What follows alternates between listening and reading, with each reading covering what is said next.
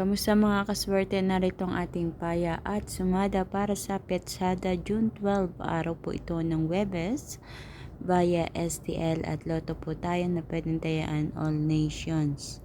Sa mga kaswerte, wag na nating patagalin pa, narito ang ating mga rumble numbers. Alam nyo na yan mga kaswerte, yung rumble numbers na yan. Mga numerong pinagsama-sama mula sa pamamaraan ng pagkalkula ng Petsada. So, ibig sabihin, ginamitan natin ito ng isang pamamaraan ng calculation. Meron akong pamamaraan na ginagawa. So, hindi po ito hinuhulaan itong mga numerong ito. Dahil hindi po ako nanghuhula. So, mga kaswerte, narito ang 19, Gs, 23, 5, 32, 21, 3, 17, 30, 12, at 8. So, iyan ang ating mga rumble numbers. Pinagsama-samang numero na sinamahan na rin ng paya at sumada. Kayo na lang ang bahalang pumili ng pares na numero na gusto nyong tayaan dyan. Para naman sa ating butas or ipit na numero, ang 31, 20, 11, 9, at 18. Yan naman ay as an optional, nakadepende sa inyo kung gusto nyong pumili dyan. Pero ang masasabi ko lang, kung alin ang butas or ipit diyan sa rumble numbers, kadalasan yun ang tumatama. So, minsan din, ang pares na tumatama ay nagmumula diyan sa butas or ipit na numero. So, alam kong sasabihin nyo, napakahirap pumili. Talagang swertihan po talaga. Kahit ako man tumataya, minsan isang numero lang ang nakukuha, nagkakamali ako ng pares na numero na tinatayaan. So, parehas lang po tayo, Pero, ang mahalaga, kahit papaano ay nakakatama po tayo, kahit maliit na taya, ay napakalaking blessing na po noon mga kaswerte, So,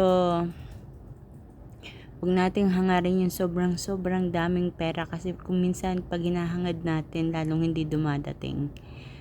So, parang kalma lang. Tumaya ka lang kung gusto mo. Kung ayaw mo, huwag kang tumaya. Huwag mong pilitin. Huwag mong sagadin. Ayan. So, ang ating lucky pampiang 12, 12, 5, 5. Ang ating lucky tips pares ay 9.30, Gs 21, 8.20 at 18.31. So, yung mga lucky pares natin na yan mga kaswerte, ako po mismo nagpares nyan.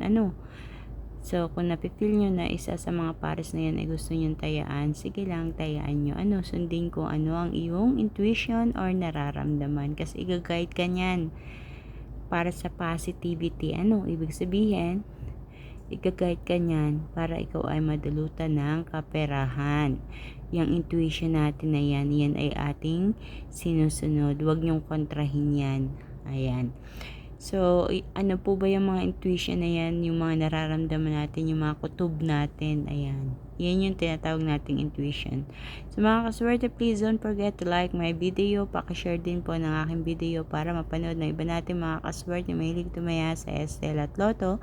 Ganun din, huwag kalilimutan na i-follow at i-subscribe ang aking Facebook page at YouTube channel, My OFW Live, para updated po kayo sa lahat ng mga ina-upload ko dito na video. Thank you so much mga kaswerte sa inyong walang sawang pagsubaybay, pananood, pag-aabang dito sa aking mga pinopost na paya at sumada everyday. And good luck po sa inyong lahat. Hanggang dito na lang at sa susunod nating paya at sumada. Good luck and God bless to everyone. Mag-iingat po ang lahat. Bye bye po.